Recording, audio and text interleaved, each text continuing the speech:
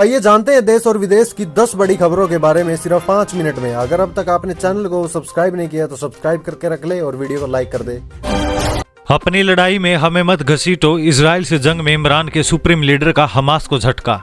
Israel और Hamas जंग को बुधवार को 40 दिन पूरे हो गए। इजरायली पूरी ताकत से हमास पर ताबड़तोड़ हमले कर रहे हैं। ऐसे में हमास के हमदर्द माने जा रहे ईरान ने दो टूक कह दिया है कि हम आपकी तरफ से इजराइल के साथ इस युद्ध में शामिल नहीं हो सकते। ईरान के सुप्रीम लीडर ने के वरिष्ठ अधिकारियों के मुताबिक खामेनेई ने हमास के प्रमुख से स्पष्ट कह दिया है कि नवंबर की शुरुआत में जब हमारी मुलाकात हुई थी उस समय आपने 7 अक्टूबर को इजराइल पर हमले को लेकर हमें चेतावनी नहीं दी थी। हम ऐसे में हम आपकी ओर से इस युद्ध में शामिल नहीं होंगे। अयतोल्ला अली खोमेनेई ने इस्माइल हानिया को बताया कि ईरान हमास को अपना राजनीतिक और नैतिक समर्थन देना जारी रखेगा, लेकिन वह सीधे तौर पर युद्ध में दखल नहीं देगा। गरीबों महिलाओं के लिए 10 सालों में जितना काम हुआ उतना कभी नहीं हुआ, खूंटी में बोले पीएम मोदी। खूंटी में जनसभा को संबोधित करते हुए पीएम मोदी ने कहा कि आज का दिन बेहद भाग्यशाली है। मैं अभी भगवान बिरसा मुंडा की जन्मस्थली उलीहातू से लौटा हूं। इस दौरान उनके परिजनों से सुखद मुलाकात हुई। मुझे भगवान बिरसा मुंडा मेमोरियल पार्क और म्यूजियम जाने का मौका मिला। 2 साल पहले मुझे इस म्यूजियम को देशवासियों को समर्पित करने का भी अवसर मिला था। जनजातीय गौरव दिवस पर मैं सभी देशवासियों को शुभकामनाएं देता हूँ। प्रधानमंत्री ने कहा कि अगर हम चाहते हैं कि अगले 25 सालों को अमृत काल में भारत विकसित राष्ट्र बने तो हमें 4 अमृत स्तंभों को मजबूत करने की जरूरत है। इनमें एक है महिलाओं को सशक्तिकरण, दूसरा किसानों, तीसरा युवाओं और नए माध्यम के वर्ग और गरीबों का विकास। इन वर्गों के विकास के लिए बीते 10 सालों में जितना काम किया गया है उतना कभी नहीं किया गया। जस्टिन ट्रूडो ने कहा गाजा में बच्चों की हत्या बंद होनी चाहिए, नेतन्याहू ने दिया जवाब। कनाडा के प्रधानमंत्री जस्टिन ट्रूडो की गाजा में महिलाओं और बच्चों की हत्या पर टिप्पणी पर इजराइल के पीएम बेंजामिन ने तीखी प्रतिक्रिया दी है। बेंजामिन ने कहा कि यह हमास है न कि इजराइल जिसे जवाबदेह ठहराया जाना चाहिए। हमास द्वारा 7 अक्टूबर को किए गए हमलों में 1200 इजरायली मारे गए थे। इसका जिक्र करते हुए प्रधानमंत्री बेंजामिन ने ट्विटर पर एक पोस्ट में कहा ये इजराइल नहीं है जो जानबूझकर नागरिकों को निशाना बना रहा है, बल्कि हमास है जिसने यहूदियों पर किए गए अब तक के सबसे भयानक हमले में नागरिकों के सिर काटे, जलाए और नरसंहार किया। बेंजामिन ने कहा कि जबकि इजराइल नागरिकों को नुकसान से दूर रखने के लिए सब कुछ कर रहा है, हमास उन्हें नुकसान में रखने के लिए हर संभव प्रयास कर रहा है। उन्होंने कहा कि जब इजराइल गाजा में नागरिकों को मानवीय गलियारे और सेफ जोन उपलब्ध करता है तो हमास बंदूक की नोक पर उन्हें जाने से रोकता है। डोडा में हादसे पर पीएम मोदी ने जताया दुख, मृतकों के परिजनों को 2 लाख मुआवजे का ऐलान।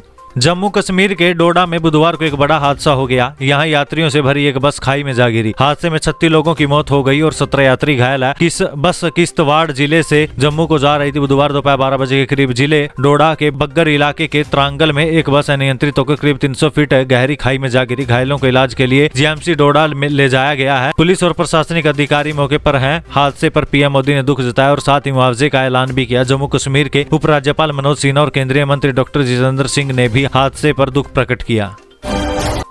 गाजा के सबसे बड़े अस्पताल में टैंक लेकर घुसी इजरायली सेना, अंदर फंसे 2300 लोग, हमास से सरेंडर करने को कहा। इजराइल और फिलिस्तीन संगठन हमास के बीच जंग का बुधवार को 40वां दिन रहा। इजराइल गाजा में हमास से आर पार की लड़ाई लड़ रहा है। ग्राउंड ऑपरेशन के दौरान बुधवार को इजरायली सेना गाजा के सबसे बड़े अस्पताल अल शिफा मेडिकल कॉम्प्लेक्स के अंदर टैंक लेकर घुस गई। संयुक्त राष्ट्र के मुताबिक अस्पताल के अंदर मरीजों, नवजातों और स्टाफ को मिलाकर करीब 2300 लोग फंसे हुए हैं। इजराइल दावा करता है कि अल शिफा अस्पताल के नीचे हमास का हेडक्वार्टर है। इजराइल ने हमास संगठन से सरेंडर करने को कहा है। सोशल मीडिया पर पोस्ट किए गए एक बयान में इजराइल डिफेंस फोर्स ने कहा है कि हमने अल शिफा अस्पताल में कुछ चुनिंदा ठिकानों पर हमास के खिलाफ ऑपरेशन शुरू किया है। हालांकि अस्पताल के अंदर कितने सैनिक घुसे हैं इसकी जानकारी सामने नहीं आई है।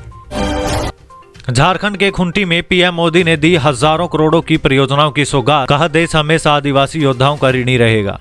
झारखंड के खूंटी में प्रधानमंत्री नरेंद्र मोदी ने झारखंड को हजारों करोड़ रुपए की योजनाओं की सौगात दी और कहा कि ये देश का 100% रेल विद्युतीकरण वाला पहला राज्य बन गया है। उन्होंने कहा कि आदिवासियों ने देश के लिए महत्वपूर्ण योगदान दिया है, लेकिन उन्हें उचित मान्यता नहीं मिली। आदिवासियों के योगदान के प्रति आभार व्यक्त करते हुए प्रधानमंत्री ने कहा कि देश हमेशा आदिवासी योद्धाओं का ऋणी रहेगा। उन्होंने राष्ट्र के विकास के लिए 4 स्तंभों, महिलाओं, किसान, युवाओं और मध्य वर्ग एवं गरीबों के सशक्तिकरण की आवश्यकता पर जोर दिया। प्रधानमंत्री ने कहा कि 70% आबादी को जल जीवन मिशन के तहत शामिल किया गया, 100% आबादी का टीकाकरण किया गया और 2014 से पूर्ण एलपीजी कवरेज भी है। कर्नाटक में परीक्षा में हिजाब पर प्रतिबंध को लेकर असाउद्दीन ओवैसी ने कांग्रेस सरकार पर बोला हमला। ऑल इंडिया मजलिस इत्तेहादुल मुस्लिमीन अध्यक्ष सलाउद्दीन ओवैसी ने कर्नाटक में परीक्षाओं के दौरान कथित तौर पर हिजाब पर प्रतिबंध लगाने और राज्य की पूर्ववर्ती भारतीय जनता पार्टी सरकार द्वारा लगाई गई पाबंदी को रद्द करने के लिए कदम नहीं उठाने को लेकर मंगलवार को कांग्रेस की आलोचना भी की थी। हैदराबाद के सांसद ने सोशल मीडिया मंच ट्विटर पर एक पोस्ट में कहा कि कर्नाटक की कांग्रेस सरकार ने परीक्षाओं में हिजाब पर प्रतिबंध लगा दिया। इन्होंने पिछली बार भाजपा सरकार के हिजाब प्रतिबंध को भी रद्द नहीं किया। उनका ये बयान राज्य में 18 और 19 नवंबर को आयोजित विभिन्न बोर्डों और निगमों की भर्ती परीक्षाओं के लिए कर्नाटक परीक्षा प्राधिकरण द्वारा ड्रेस कोड जारी करने के बाद आया है। परीक्षा बोर्ड ने कहा है कि परीक्षा कक्ष में ब्लूटूथ उपकरणों के उपयोग को रोकने के लिए सिर पर टोपी पहनना या कोई अन्य कपड़ा रखना प्रतिबंधित है। सुब्रत रॉय की सहारा श्री बनने की कहानी कब इंडिया टीम के स्पॉन्सर थे। पूर्व पीएम वाजपेयी ने की थी तारीफ। 24,000 करोड़ का केस भी हुआ। कारोबारी सुब्रत रॉय ने इस दुनिया को अलविदा कह दिया। 75 साल की उम्र में मंगलवार रात को मुंबई में उनका निधन हो गया। सामान्य जिंदगी से बड़े कारोबारी बन जाने तक की उनकी जिंदगी के कई चैप्टर बेहद खास रहे हैं। कभी सहारा श्री कहलाने वाले सुब्रत रॉय की जिंदगी की कहानी बड़ी रोचक है। तारीख 6 मई 2013 देश भर में सैकड़ों बसों में सवार होकर लाखों लोग लखनऊ शहर के बाहरी इलाकों में एक बड़े मैदान में इकट्ठा हो रहे थे। ये मैदान 30 फुटबॉल ग्राउंड से भी बड़ा था। ये सभी लोग एक मिशन पर थे, उनका नहीं बल्कि एक व्यक्ति का, जो भारत का राष्ट्रगान गाकर वर्ल्ड रिकॉर्ड बनाना चाहता था। उस समय तक ये रिकॉर्ड पाकिस्तान के नाम पर था। सुबह करीब 10 बजे वहां लगे लाउडस्पीकर से अनाउंसमेंट होती है। दुनिया के सबसे बड़े परिवार के अभिभावक माननीय सहारा श्री तशरीफ ला रहे हैं। जोरदार नारे लगते हैं, सहारा श्री जिंदाबाद, सहारा श्री जिंदाबाद। उस दिन मैदान में मौजूदा लाखों लोगों ने एक जैसे कपड़े पहने हुए थे। ये सभी लोग पूरी एनर्जी के साथ सहारा श्री जिंदाबाद के नारे लगाते रहे। स्टेज से सहारा श्री इंडिया परिवार के मुखिया सुब्रत रॉय अपने दोनों हाथ हिलाते हैं और जोर जोर से भारत माता की जय कहते हैं। 1,21,653 लोग मिलकर राष्ट्रगान गाते हैं, जो वर्ल्ड रिकॉर्ड बन जाता है और पाकिस्तान का रिकॉर्ड टूट जाता है। इतना ही नहीं, 2013 में सहारा ने बाढ़ प्रभावित उत्तराखंड में राहत प्रयासों में भी काफी मदद की थी। 1 लाख बोतल पीने का पानी, पैकेज जूस, खाने के पैकेज उपलब्ध कराए थे। कारगिल युद्ध में सहारा ने शहीदों के 127 परिवारों को आर्थिक सहायता तक दी थी। उनके योगदान के लिए तत्कालीन प्रधानमंत्री अटल बिहारी वाजपेयी ने उनकी तारीफ भी की थी। 2002 में businessman of the year award, 2002 में ही बेस्ट इंडस्ट्रियलिस्ट अवार्ड, 2010 में विशिष्ट राष्ट्रीय उड़ान सम्मान, रोटरी इंटरनेशनल का वोकेलेशन अवार्ड फॉर एक्सीलेंस, 2001 में राष्ट्रीय नागरिक पुरस्कार, 2012 में भारत के टॉप 10 मोस्ट इन्फ्लुएंशियल बिजनेसमैन। इनके जीवन के बारे में जितना पढ़ा जाए उतना कम है। पीएम मोदी ने किसान सम्मान की 15वीं किस्त जारी की। 8 करोड़ से ज्यादा किसानों के खातों में ट्रांसफर किए 18,000 करोड़ रुपए।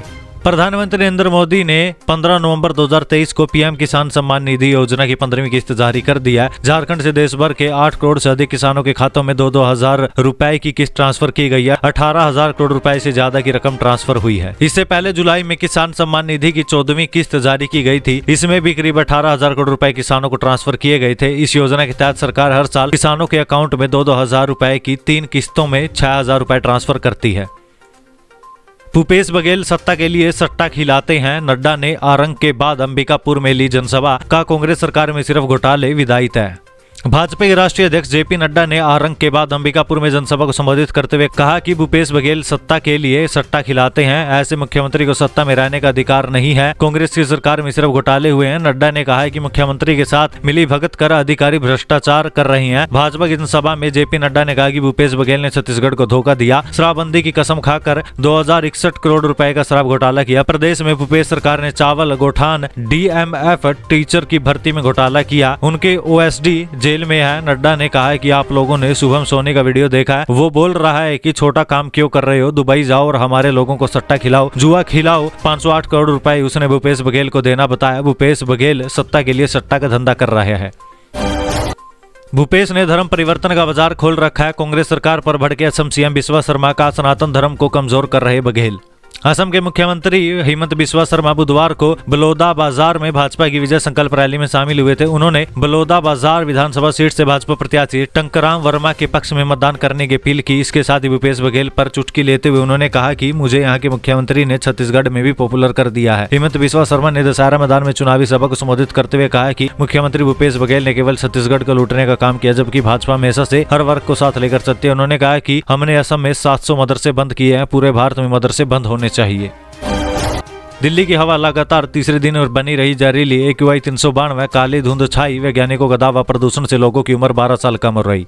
दिल्ली में दीपावली के बाद से हवा दिन प्रतिदिन खराब होती जा रही है। बुधवार को भी लगातार तीसरे दिन दिल्ली का ओवरऑल एयर क्वालिटी इंडेक्स 300 के ऊपर दर्ज किया गया। दिल्ली में 13 और 14 नवंबर की शाम 4 बजे तक AQI 358 से लेकर 397 तक चला गया था। आज का AQI 392 रिकॉर्ड किया गया। वहीं आनंद विहार में AQI 430, आर के पुरम में 417, पंजाबी बाग में 423 और जहांगीरपुर में 428 रहा। दिल्ली में बढ़ते प्रदूषण के बीच शिकागो यूनिवर्सिटी के एनर्जी पॉलिसी इंस्टीट्यूट ने अपनी एक रिपोर्ट में दावा किया कि दिल्ली में वायु प्रदूषण के कारण यहाँ रहने वाले लोगों की उम्र लगभग 12 साल कम हो रही है।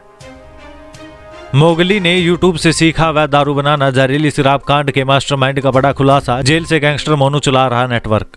हरियाणा के अंबाला में तैयार हुई जहरीली शराब ने यमुनानगर में कहर बरपाया। अभी तक 22 लोग दम तोड़ चुके हैं। कई लोगों की संदिग्ध मौत हो चुकी है। अंबाला के गांव सोहाना में भी 7 लोगों की मौत हुई। इनमें से 2 लोगों की मौत अधिक शराब का सेवन करने से हुई है। गुस्साए ग्रामीणों ने गांव के ठेके पर ताला जड़ा हुआ है। वहीं हरियाणा के गृह मंत्री अनिल विज ने साफ किया है कि जहरीली शराब मामले में जिसकी भागीदारी मिले उन पर बुलडोजर की भी कार्रवाई होगी। उधर पुलिस ने अंबाला के धनौरा और बीजलपुर के बीच शराब की अवैध फैक्ट्री चला रहे मास्टरमाइंड अंकित उर्फ मोगली को 6 दिन की रिमांड पर लेकर पूछताछ करना शुरू कर दिया। प्राथमिक पूछताछ में खुलासा हुआ है कि मोगली ने यूट्यूब पर शराब बनाना सीखा था। आरोपी मोगली ने कोविड काल में भी हरियाणा, पंजाब, हिमाचल और यूपी में अवैध रूप से शराब सप्लाई की थी। 10वीं पास मोगली के ससुर की हिमाचल प्रदेश के पावंटा साहिब में दवा फैक्ट्री है। विराट ने तोड़ा सचिन तेंदुलकर के शतकों का रिकॉर्ड। फ्लाइंग किस देकर अनुष्का ने लुटाया प्यार। वर्ल्ड कप 2023 का पहला सेमीफाइनल मुंबई के वानखेड़े स्टेडियम में भारत और न्यूजीलैंड के बीच खेला जा रहा है। इस मुकाबले में विराट कोहली ने सचिन तेंदुलकर के 2 वर्ल्ड रिकॉर्ड तोड़कर एक अलग इतिहास रच दिया। विराट के इस उपलब्धि को देख उनकी वाइफ एक्ट्रेस अनुष्का शर्मा भी फूले नहीं समा रही है। अनुष्का ने विराट पर प्यार लौटाते हुए उन्हें फ्लाइंग किस देकर प्यार का इजहार किया, जिसका एक वीडियो सोशल मीडिया पर तेजी से वायरल भी हो रहा है। तेरे नाम की तरह पीएम मोदी पर बने मेरे नाम फिल्म। प्रियंका गांधी ने दतिया से साधा निशाना। दतिया में प्रियंका गांधी ने एक जनसभा को संबोधित करते हुए पीएम नरेंद्र मोदी पर निशाना साधा, जहां उन्होंने तेरे नाम फिल्म का सहारा लेकर पीएम नरेंद्र मोदी को निशाने पर लिया और पीएम मोदी पर मेरे नाम फिल्म बनाने का सुझाव दिया। कांग्रेस महासचिव प्रियंका गांधी ने कहा कि वह देश के पहले ऐसे पीएम हैं जो अपने ही दर्द से हमेशा परेशान रहते हैं। वह अपने साथ हुए दुर्व्यवहार का जिक्र करते हुए एक लंबी सूची लेकर कर्नाटक गए थे। ऐसा लगता था जैसे वह रोते रहते हैं। क्या आपने तेरे नाम फिल्म देखी है सलमान खान की? उसमें उस फिल्म में सलमान खान शुरू से अंत तक रोते ही रहते हैं। मैं सुझाव दूंगी कि पीएम मोदी पर एक फिल्म बनाई जाए और उसका नाम मेरे नाम रखा जाए। प्रियंका गांधी ने कहा कि वैसे एक बात है, मोदी जी आदमी की पहचान में टॉप क्लास है। दुनिया भर के गद्दारों और कायरों को इकट्ठा करके अपनी पार्टी में ले लिया है।